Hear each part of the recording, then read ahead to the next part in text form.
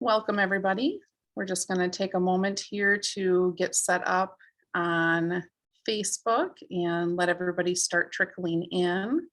Thanks for joining us today.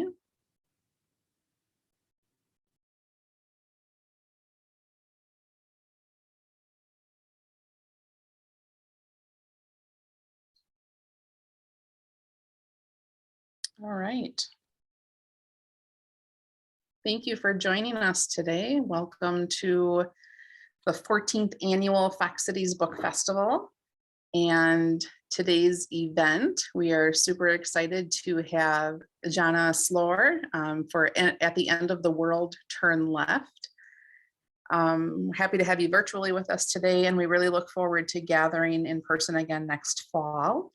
So the Fox Cities Book Festival continues to be offered free to all of our community members, and today's program will be available for viewing on Facebook as well. It's organized by a group of dedicated volunteers and community partners, including public libraries, school districts, and universities, bookstores, and individuals giving of their time and talents. So we're able to provide these great events without financial barriers, thanks to our generous donors and supporters. And they understand that the value that access to the arts has on individuals, students, and our greater community.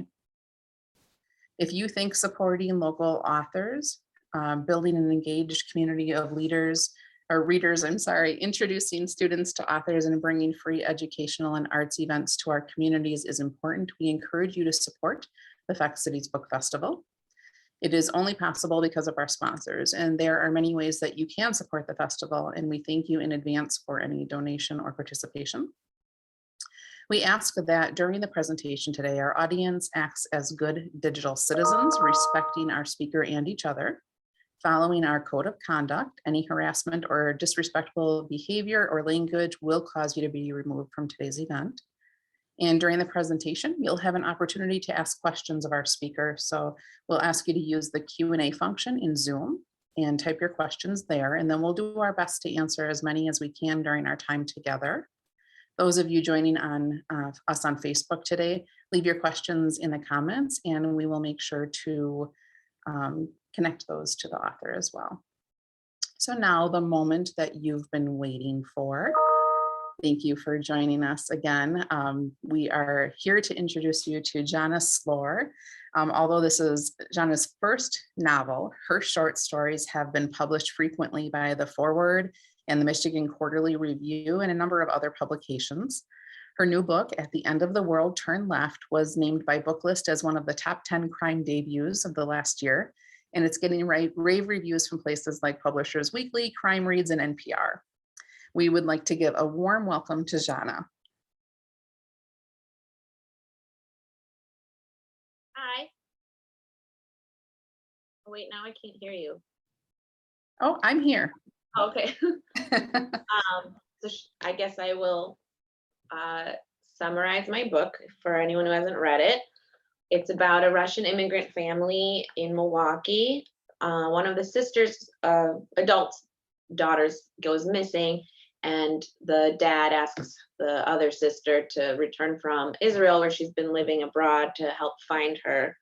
And she kind of gets sucked into this weird subculture of Riverwest, which is a neighborhood here in Milwaukee, trying to find her sister and dealing with a lot of family drama, I guess I could put it.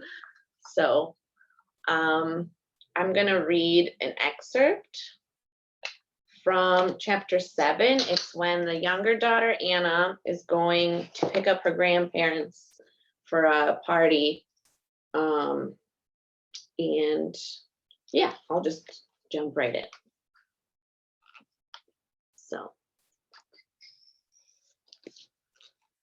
what brings you here? Dedushka asks when I get upstairs. Confusion wrinkles the brows behind his thick, clear glasses, then quickly turns to excitement. It's so late.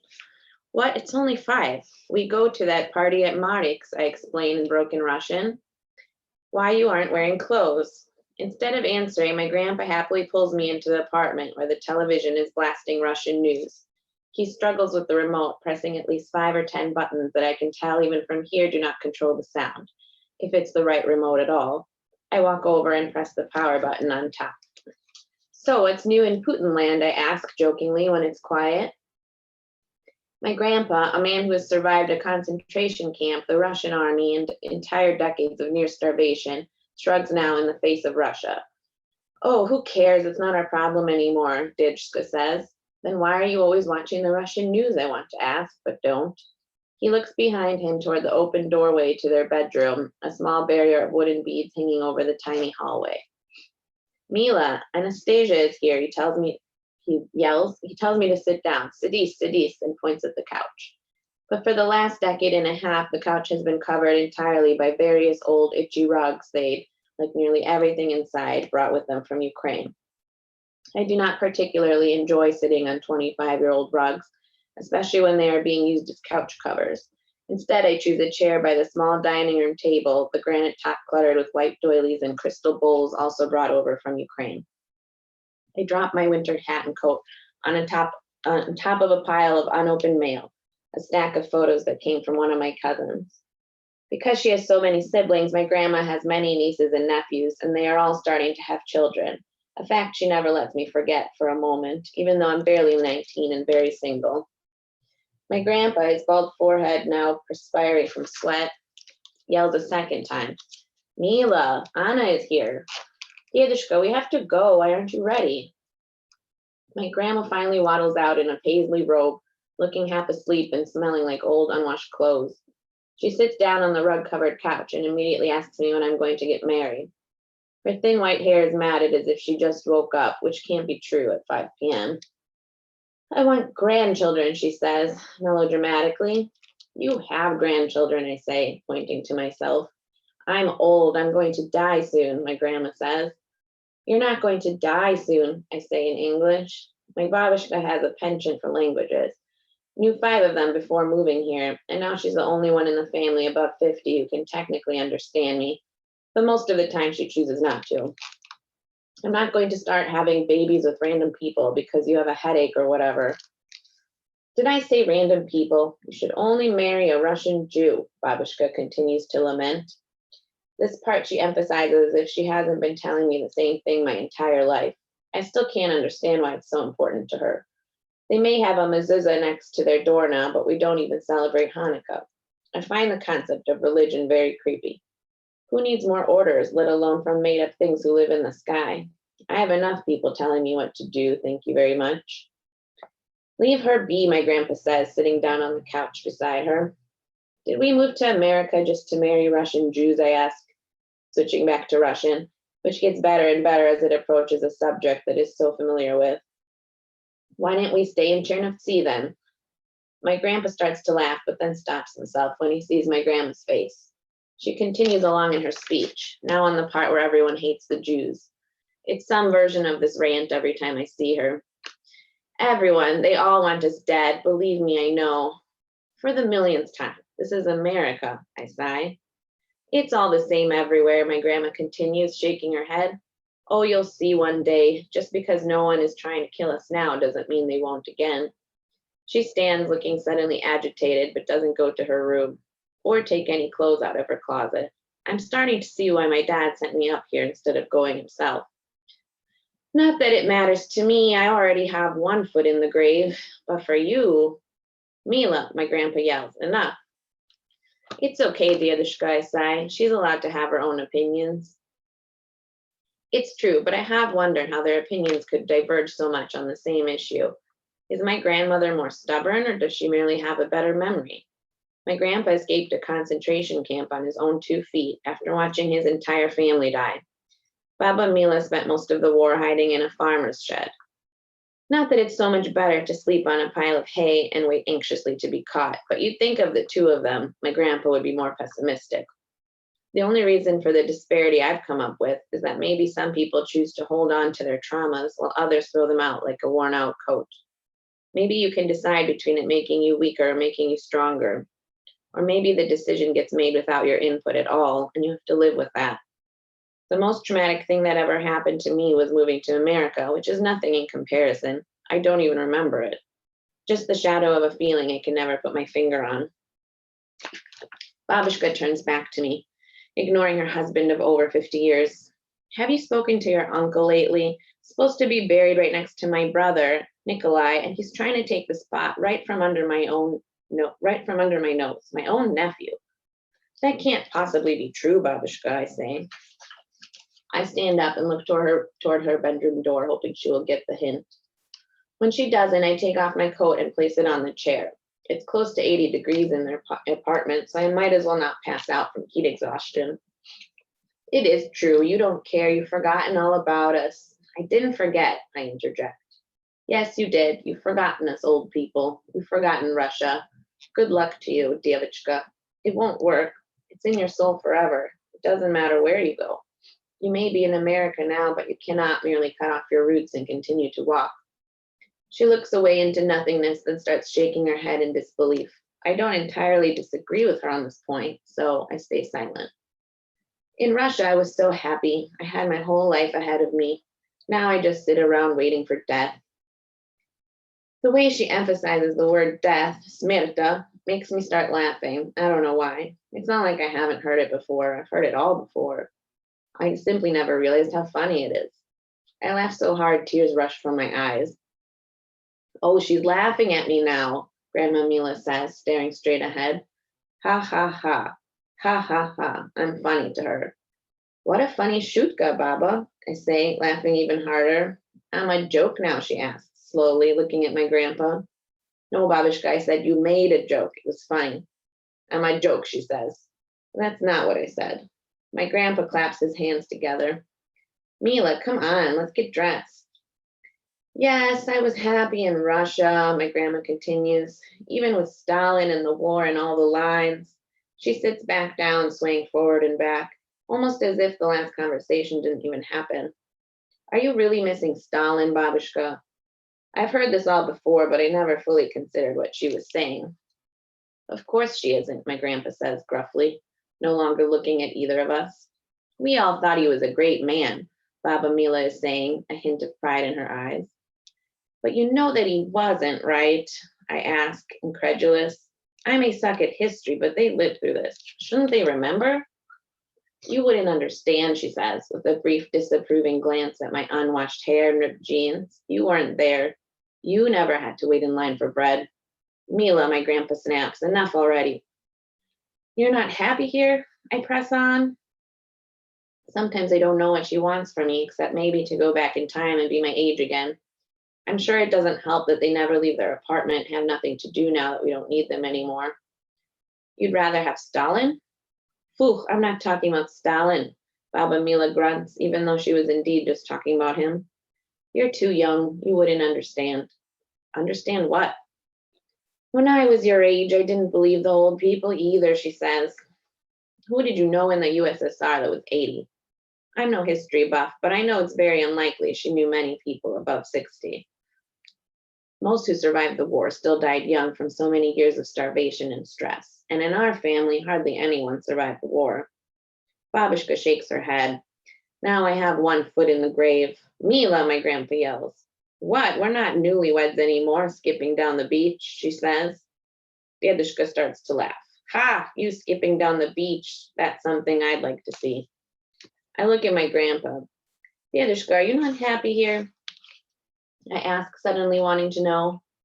He waves a hand in my direction as if to say, how can we be happy sitting around this small, stinky apartment all day? But this blasé reaction doesn't match what he says, which is, of course we are. Don't listen to your grandma when she's in this kind of mood. Then he chuckles a little. Stalin, now that's a name you don't hear much anymore. You don't, I search my brain for the right Russian vocabulary. Prefer another city? Not here? Where else would we go, he asks, grinning again. Back to Ukraine, I ask? Even though this is a dumb question, I know that there's no going back to Ukraine, not the one we left anyway. That place no longer exists. The Soviet Union is gone. For as long as I could remember, home was a street I could never reach, other than in my dreams. Back to Ukraine, she says, and what would we do there, Anushka? Now my grandpa's the one who starts laughing. Sell a basket of apples to tourists, live on the street. This is what happens to old people who are alone. They're like the stray dogs running around downtown, except those dogs are better fed. Dedushka shakes his head, the laugh gone from his voice. We had this conversation too many times when you were little. Da? Every day when I would walk you to school, you would ask, Dedushka, can we go home today? I want to go back to our apartment on Ruska Street. I miss the swings and the cats and our neighbors, Alla and Nilla. I said, Devushka, this is our home now. There's nowhere to go back to. Dedushka sighs and claps his hands on his knees. You were a very sad little girl. Dedushka, you're thinking of Masha, I tell him. I was only a baby when we were on Ruska Street. My grandpa blinks, then turns his head toward the ceiling. Da, pravda. You're right. It was your sister, he says. You've always been more angry than sad. More American. Me? Angry? American? I will tell you what I told her then. There are good things and bad things about living anywhere, my grandpa says. As long as you have your people, why should it matter if you stay on one tiny piece of it over another tiny piece of it? Try telling that to Hitler, my grandma laughs. And actually, it's pretty funny, so we all start laughing. That's the end of the section. Well, that part of it. Awesome, thank you. I got to read this book too, so I was really, first of all, it's fun to always have the author read it a little bit because it gives you a little bit of a different voice. And we've talked about that a little bit previously. I'll ask you to get into that a little bit later. But I love the generational difference in perspectives between your characters in this story. And you really showcased that in what you chose to read today. Are those discussions familiar in your own family? What's that? Are those discussions and those generational differences familiar for your own family? Is that something you experience? Yeah, I mean, I've had that exact conversation like so many times with my grandparents that it was like the easiest scene for me to ever write. I mean, even my husband was there for some of it. So like when he reads that scene, he like still laughs about it because we thought it was really funny. But yeah, so that's basically how that conversation went for about like 15 years. And then my grandma did actually die and my grandpa. But it's nice to still remember them in this like bubble, I guess. Yeah, so on a larger picture, you share the same Jewish Russian heritage with your characters. Yes. Can you talk a little bit about, some of the parallels or maybe the really big differences between you and your experiences and your main characters? So a lot of the main themes of the book I definitely took from my own life. Not the plot, but the questions about identity, not fitting in either the Russian community or the regular like suburban American community. Just having this disconnect coming at such a weird age. I came when I was 5, so kind of in the middle of the two sisters in the book. I think Anna was 3 and Masha was 9 or something. So it was kind of a traumatic move. I just remember I kept wanting to go back to Ukraine for like ever. And I didn't even go till I was maybe 30. So it took a while. But yeah, it's hard to explain, but I think the book explains it, I guess. The characters, there's just several ways that I've seen Russian immigrants adjusting that came here as children. So, and that's why I wanted to show like 2 different versions of it. So there's Anna, who is an artist, and she really doesn't fit in the Russian community at all. But she also has a hard time in the suburban Wisconsin community too. So she really falls in love with Riverwest, which is the setting of the book, because it's full of like hippies and artist types and musicians, and it's like a little bit dangerous, but nobody really cares because it's so cheap. But it's also a slippery slope for her because she finally finds this community that accepts her. But there's a lot of like dangerous things going on too, a lot of drug use, a lot of drinking, a lot of partying. So as you're reading, you get kind of more concerned about her going down this slippery slope. And it's just one way it can take you if you don't have like solid grounding, a solid community or family relationship. I wanted to see like how she could have like almost not a worst case scenario, but like close. And then there's Masha, who goes off to Israel to find a community there and like kind of finds this community too, but with religious Jews. So I've seen that happen too with Russian immigrants who come here. They'll go on birthright and then like fall in love with some guy in the army and then just like stay there, or just fall in love with the culture, the religion, and then that becomes their community. The point being, like, they gave up the community of being in Ukraine, a tight-knit family all in the same place, and by coming here they kind of like blew it up. And so there's a cost to that, and the cost is children growing up not understanding where they fit in and not feeling like solid. And when you don't feel like you're on solid ground, I mean, all sorts of things can happen that are good or bad, but mostly bad.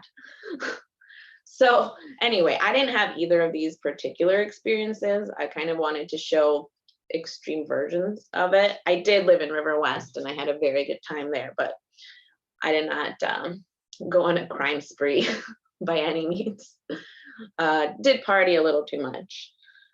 So yeah, I was definitely trying to explore a lot of my real life issues that I was having. Like, 'cause I thought about this my entire writing career. Most of my essays are kind of about the disconnect between generations, because it's not the same for the adults who came. They kind of were like, well, we were there, now we're here, it's fine. It's a better place, I'm cool. But it's like, if you're in your 30s and 40s, you already have established that identity aspect. You don't really need to soul search for it as much. So there's that. And then there's also the old people who come and they never learn English and they're kind of stuck in the past. So like all my grandparents and their siblings lived in the same building. Everyone there spoke Russian. They never had to learn English. They didn't have to really go anywhere or get jobs or learn anything new, or like they didn't really create a life here. They were kind of just stuck in the past almost. So it was kind of tough for everybody, I guess. Yeah, I think you definitely have a very strong sense of place in your books, in your book. This, the few different places, each of them kind of evokes homesickness from different, Yeah. different characters for different reasons. Can you talk a little bit about the places that you describe? Specifically, Riverwest has almost its own character. It's very, very tangible. Like you really get a sense of what Riverwest kind of evokes for Masha, especially, right? Go ahead. Riverwest, I've heard that it's like its own character, which I really like, because ever since I lived there, I wanted to set a book there. And so when I was writing this book, it was always going to be in Riverwest. So it was going to be in 2007/2008, because that time period is just really still alive in my memory, because I was like 21-ish or something like that, 2021. And, just like that age is very visceral and emotional. So a lot of it just has still stuck with me. And luckily I had a lot of journals to look through, so I could remember like details. Like I don't think I would have remembered desktop computers and how they make that really loud whirring noise because I'm so used to these ones now, or like MySpace. Even in general, I kind of had forgotten about it until I was working on this book, and I was like, would she have been talking on Facebook? Probably not. Probably would have been MySpace. That's what I was using in 2007. So journals were really useful for that kind of thing. And Riverwest is kind of its own, like, weird, it's kind of in its own time portal or something. It's still kind of the same, where they don't really have TVs up in the bars. They still have the old video store there. I don't think they actually rent VHSs anymore, because that would be like, who can even play them? But it's still there. I think they run a radio station out of it. And so in a lot of ways, it's like it exists out of time or something. Like this bar foundation that I write about in the book, it's still there and it still looks pretty much the same. And so I think that's kind of cool because, you know, technology kind of forces everything forward so quickly.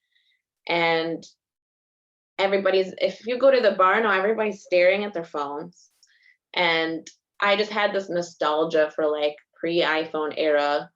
Like you can just have adventures and you can't find your friends on an app and you can't Google map where you need to go, and you just have to ask someone or get a ride. And Riverwest was just kind of like the epitome of that life, because even then they were really fighting against technology. Like I don't think they even had DVDs in the VHS store, if I remember correctly. And then everyone I knew like either had a flip phone or no phone.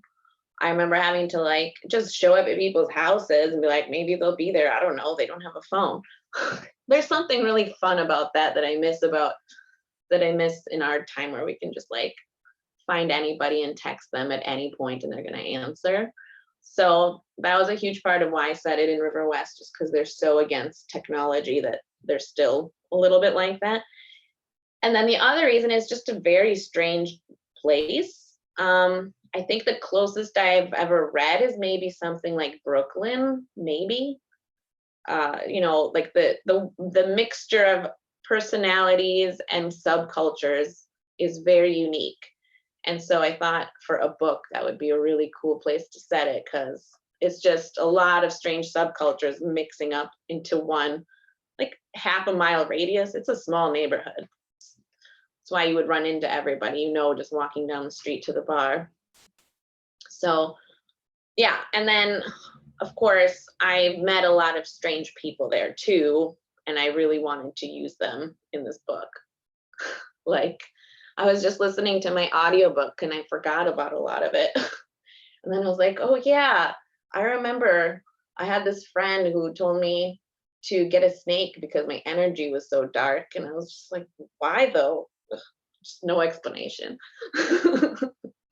And or like that guy who would just like be outside with bare feet and no shirt, and it's like snowing outside and he's just smoking, like whatever.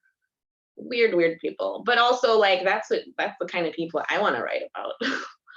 So it was like the perfect setting for it. Awesome. I hope I answered your question. I don't know, I went on a long tangent here. This is great. No, that's great.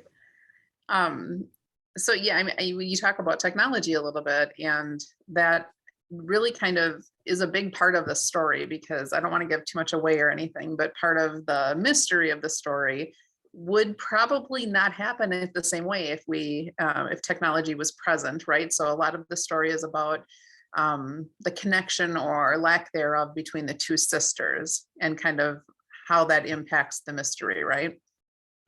Yeah, right. So they can't get a hold of each other the whole book, partly on purpose, but partly not. And then you add to that their mom can't get a hold of them either, and they're all just missing each other's calls because it's basically just those flip phones. So you can't, I mean, if someone doesn't answer, they don't answer. And then on top of it, Masha's religious, so like half of her scenes all take place on Friday, which is Shabbat, and she can't use a phone at all. So like she finally gets a hold of her mom, and then her mom hangs up, and then she can't call her back or talk to her for a whole other day. So it's a really useful plot device.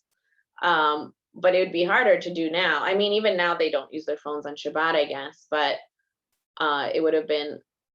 she would have been able to just like track her phone or Facebook message her or something. It makes it so much harder to write these things with like all the technology we have now. Everybody's very available. I think Anna even goes on a whole diatribe about that when she gets invited to go train hopping with her train hopper friends. She's like, well, it seems like the only way you can have an adventure now, you just hopping on a train, see where you end up, because everything else is so scheduled and documented and available, and there's a lot of usefulness to that, but you lose a lot which is another main theme of the book. Like, they lost freedom in the Soviet Union. I mean, they got freedom by leaving the Soviet Union, but they lost community and culture and a close family relationship. And then it's the same as technology. You gain a lot of things, but you lose a lot of things too. So you can kind of look at it from both ways. But yeah, and also I just can't see Riverwest with technology. I'm sure there's people on their iPhones now, but I really haven't been back there much since 2008 because I don't want to like ruin it for myself. So I just can't see that neighborhood. Everybody's just on their phones. I feel like it's still probably similar where they're more avoidant of those things and still having their punk shows in their basements, still having train hoppers sleeping on their couch and stuff like that. Because that's just the kind of culture they have. They're very like counterculture. So how do you be counterculture now? You don't have a phone. Awesome. Yeah, it definitely has a very unique feel to it, just that whole setting and how you describe it. I love it. Kind of switching gears a little bit, let's talk about your writing process and kind of your journey here. So this is, you write a lot. You write some great short stories and lots of essays, but this is your first published novel. Can you tell us a little about your writing journey into that novel world? You have all day because it was really long. It's like really complicated and long and frustrating. I won't lie. So I was trying to publish some version of this book for, I think at least since 2015, maybe is when I really turned it into a novel. Originally it was a book of essays. And then I used the 19-year-old version of myself as a character that turned into Anna, and has since become her own character. It's like barely me anymore. But if I think about when that turned into a novel, it would have been like probably 2015, and it's now 2021. So there's a lot of writing, sending it out to agents, rewriting, sending out to agents, hearing no for like several years. Then around 2017, I actually got a book deal with a different publisher for a different version of this book. I don't even think Masha was in it yet, but maybe. And I even got like an advance and we had a cover and everything. And then at the last second, they just dropped the book. So I had to start all over. And then I found my current publisher. And well, I found my editor at my current publisher, and it's a crime publisher. So until that point, it had been very literary and there was like zero crime in it. And I think Masha was in it at this point searching for Anna, but it wasn't like crime spree related what was going on with Anna.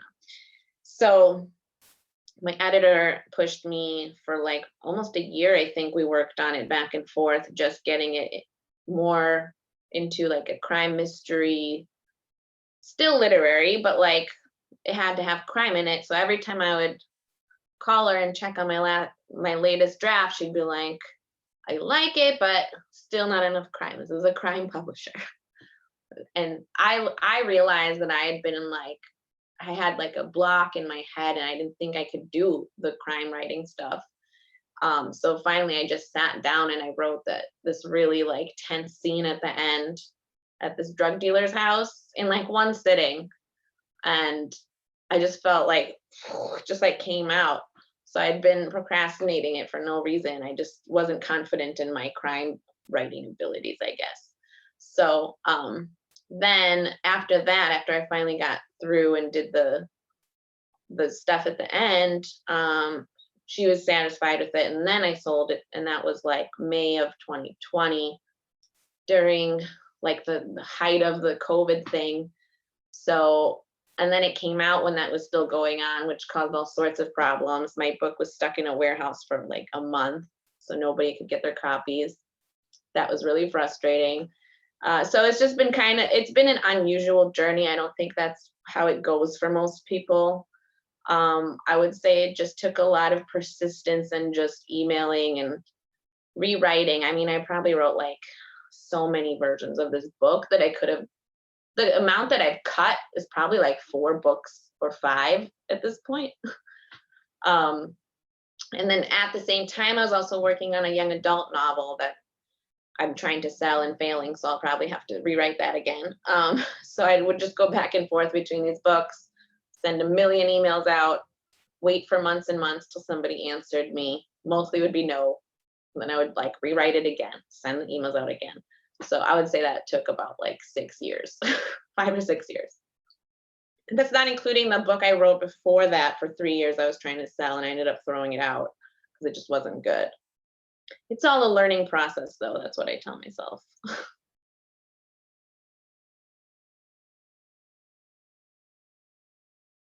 Sorry about that. Do you actually throw a start of a book out, or will you come back to it again at some point? Do you ever table things? I mean, like how many books do you have sitting on a table thinking about maybe coming back to them at some point? Well, the first one I'm not coming back to. I've looked over. I'm like, I can't salvage this. I think I saved a short story out of it, and I couldn't even get that published. So that's just gone. And then so I have the finished YA book, which I don't know if I'm going to be able to sell. Then I started another YA book, but then I got this idea for a new adult book that I am almost done with. So right now I have a finished YA, and almost finished adult romance, and then like a just 30-page start on the futuristic Sleeping Beauty, like it's based off Sleeping Beauty, but takes place in 2049. So I had like 30 pages of that when I put that aside.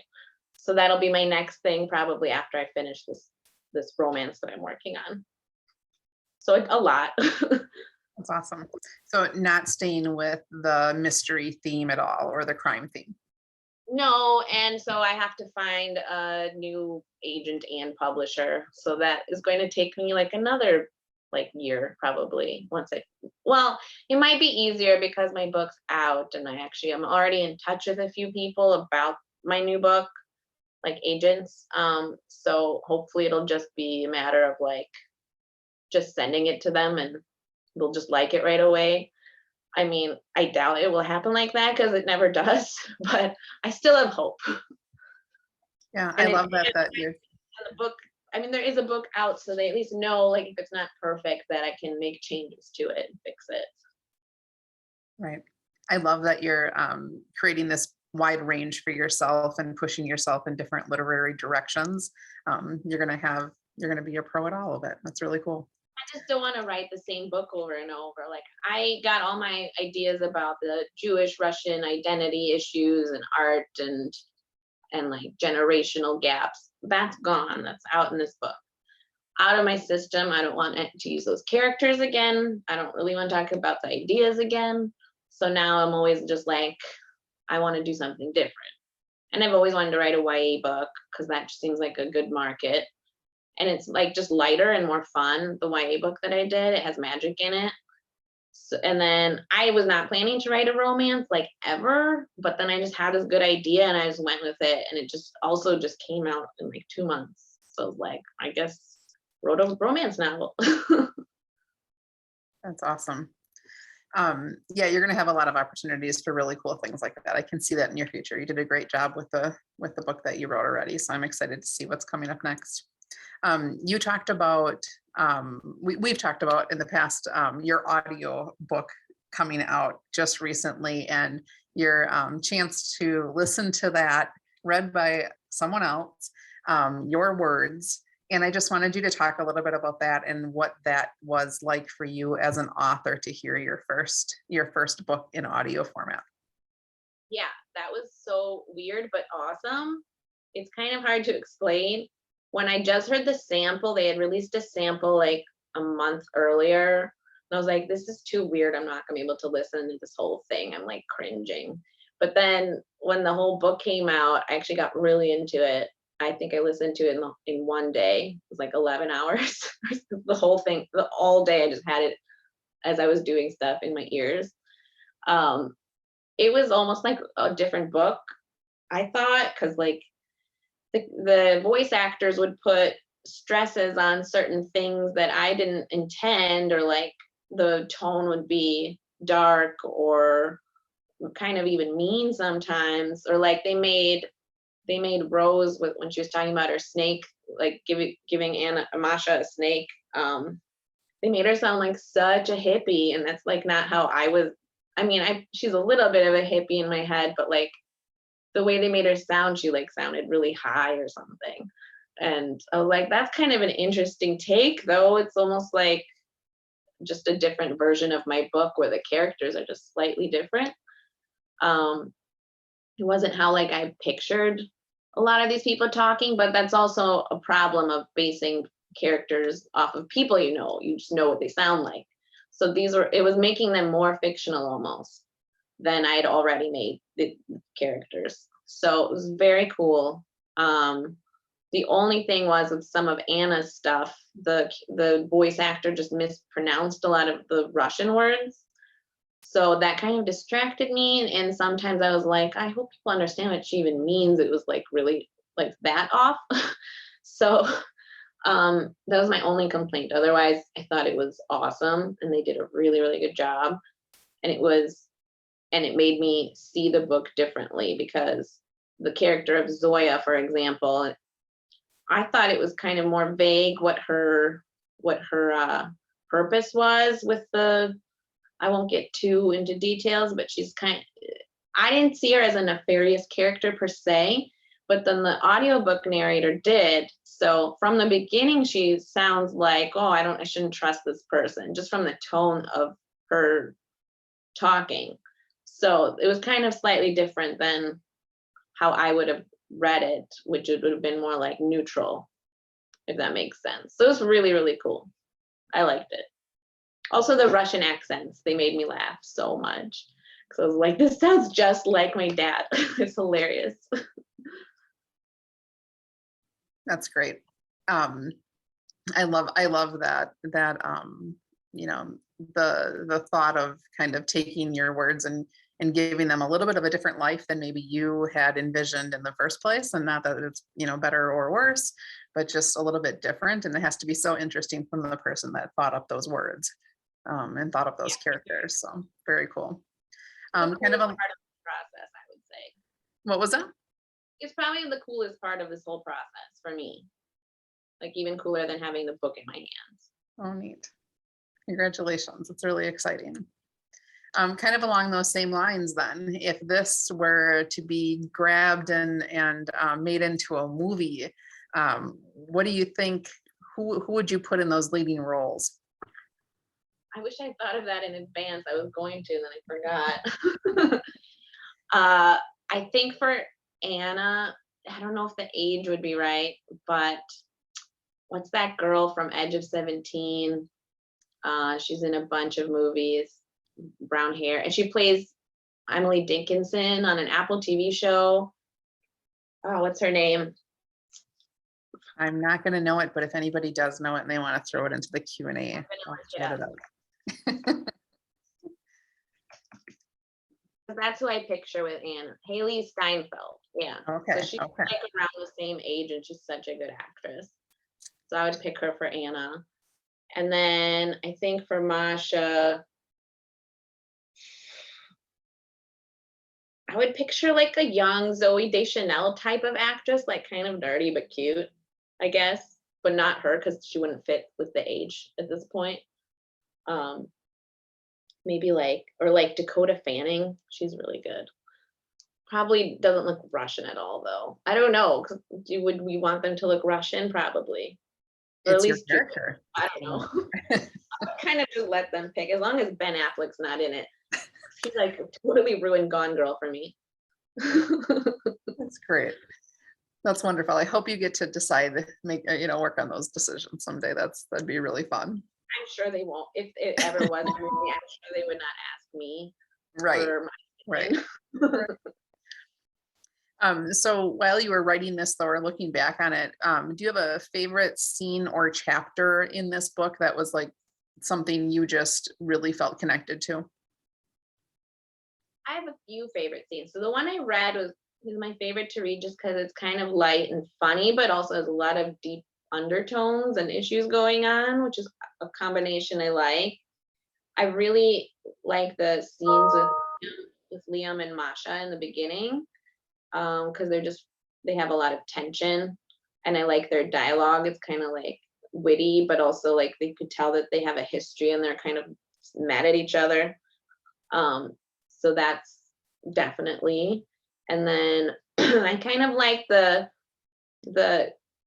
interactions with Masha and Tristan, especially when they don't know for sure if the other person is who they think they are. There's a lot of tension, but they're both kind of really like smart and like good at covering their tracks, I guess, in case they are wrong. So those are probably my favorite. I like scenes with like tension because of history, or like, you know, romance, like tension, I guess. What about you?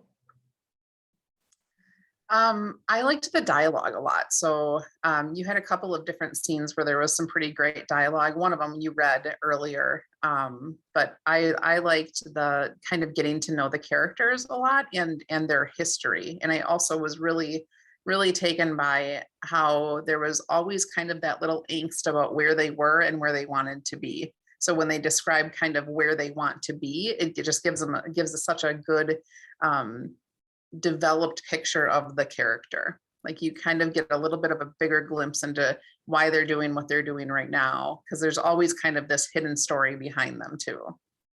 Who's your Yeah, so I favorite don't know if it character? was a certain scene, but Do you have a favorite character? totally Masha.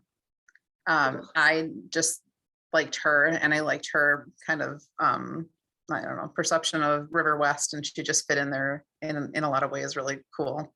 How about you? What was your favorite character to write? What did you most connect to? That's a good question. You started with Anna, right? I started with Anna, Mm. so I'm definitely most familiar with her because I rewrote the book with just her so many times that I felt like I just knew her really well.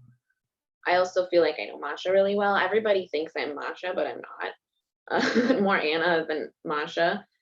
Uh, I think I really liked writing that Tristan character because he was the newest and kind of the most complicated in a way, and also he wasn't based on anyone, so it was the most fun.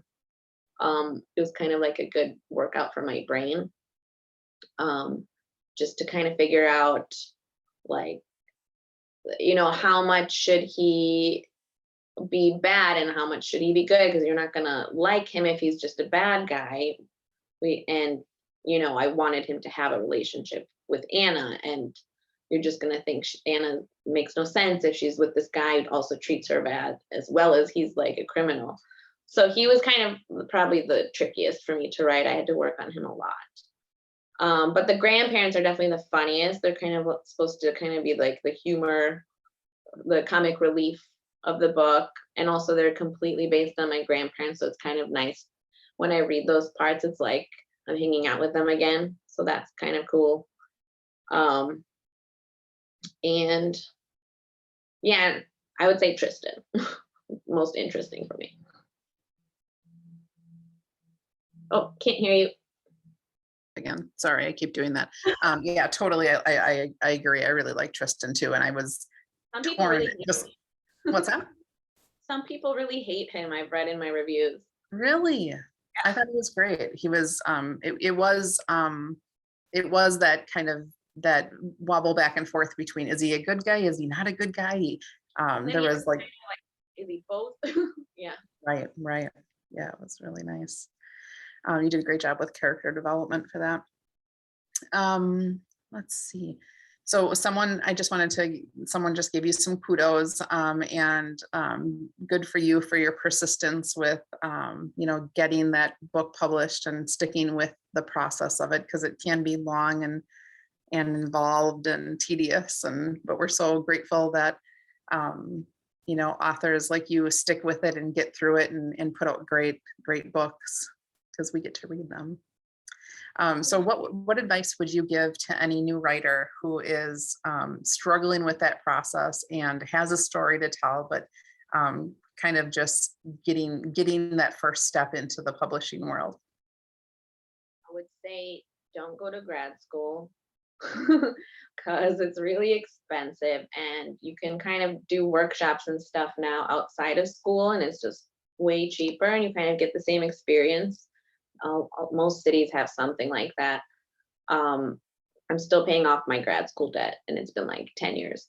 And I'm not sure that it helped me enough that it's worth the money I spent. I think the way you learn, for at least for me, is I just had to keep writing books, even if they were all failures. You know, I mean, I probably have thrown out like 5 versions of this book, 5 versions of my YA book, the first book that I wrote, the essay collection that I wrote. Like I threw out so many, way more books than I've published. We've only published 1 so far. So I would say just keep writing until something sticks. Keep sending it out to agents till somebody wants it back, and just keep writing and keep reading is really my only advice. Like I read a ton, and a lot of people I would meet in school like barely read, and I'm like, how are you going to write if you don't read? Then you're just too much in your own head. Also, you learn, like when I was making this into a crime book, I really hadn't read many mystery thrillers at all, and then I started to, and then I was trying to kind of dissect how they were constructed, I guess. And I was like, wow, this is actually really complicated. It seems like the easiest genre, but it's really not. So it was really helpful for me to just read a bunch of mysteries, see how they did tension and see how they plotted all the clues in a way that made sense afterward. Like you think you know, but you don't really until you're doing it. So that was probably the hardest part with this book, and what I had to keep going back and changing was getting that amount, the right amount of tension and mystery, where you don't give too much away at once. That was my main problem. So I would have to just little by little, all these clues that build up to something. It's a tricky balance. So it takes a lot of work and also just reading other books. So that's my main advice. That's awesome. So kind of to build on that, when you talk about your love of reading, what is your favorite genres or authors? What are you reading right now that's really exciting to you? I'm actually reading a lot of mysteries again. So maybe I actually think my romance is turning into a crime book on accident. There was like a little sprinkled in, but I keep being like, oh, I should also add that and that and that. It's going to be a crime romance by the end. But, like I just read Lisa Unger's new book. She's written a few that I've read at this point. I forgot the name of it. It just came out. Oh, Last Seen Alone. And then this other mystery that just came out, Last Girl Ghosted. I forgot the name of the author. And then there's this like book of the month club book about the study of psychopaths that are like younger, and they're trying to like not cure them, but make them more livable. And then they start getting hunted by another psychopath. It was really interesting. I want to tell you the name of it. Hold on. Yeah, it's called Never Saw Me Coming. Really cool. Also kind of a dark mystery. I guess I really like the very modern writing style that's like I mostly read stuff that's new, fast paced, not cheesy, good dialogue, and I always like a unique premise. Not all of them have it, you know, some of them are just like a girl goes missing and the whole book is about finding her, which is my book too, I guess. But then they have like the psychopath one. I'm like, that's kind of cool. And then I learned all about psychopaths and how some of them are just like living among us. Like they just don't feel emotions the same way, I guess.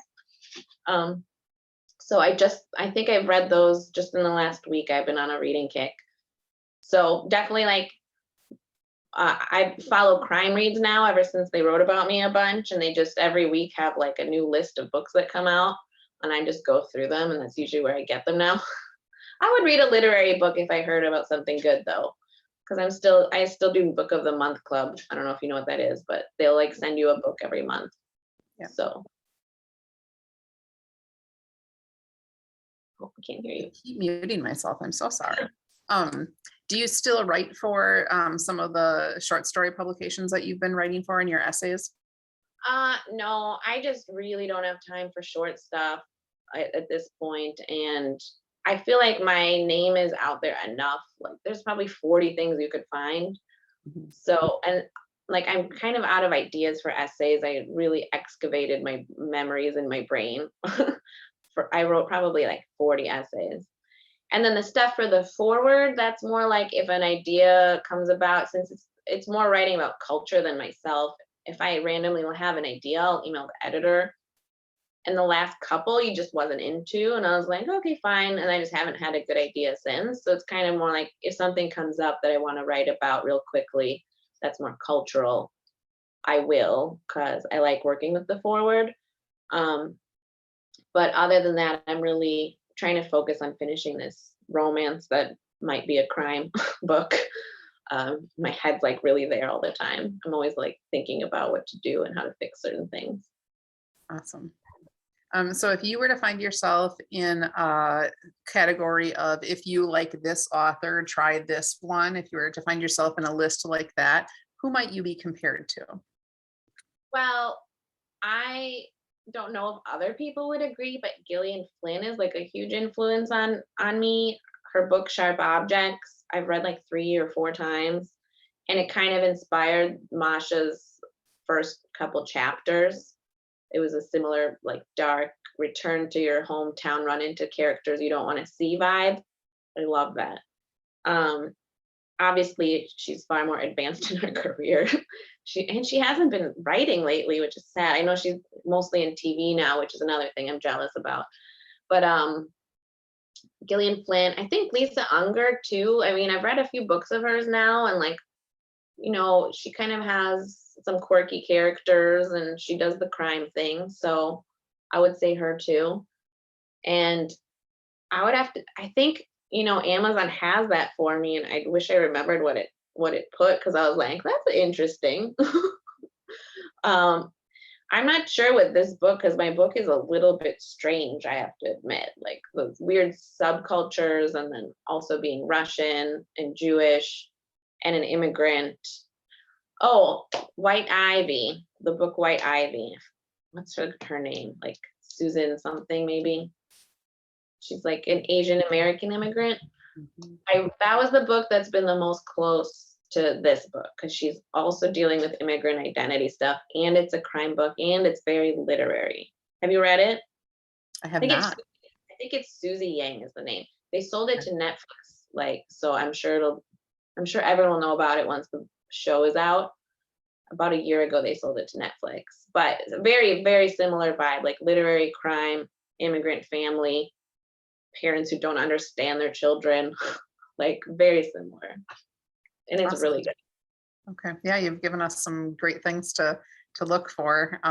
So obviously we have At the End of the World, it turn left for at the library. So if you have not read this book, please check out your local library or go to one of your great bookstores and purchase this. Do you have anything that you'd like to leave us with, Zhanna? Like where can we find your book, and where can we watch for your next writing to come out?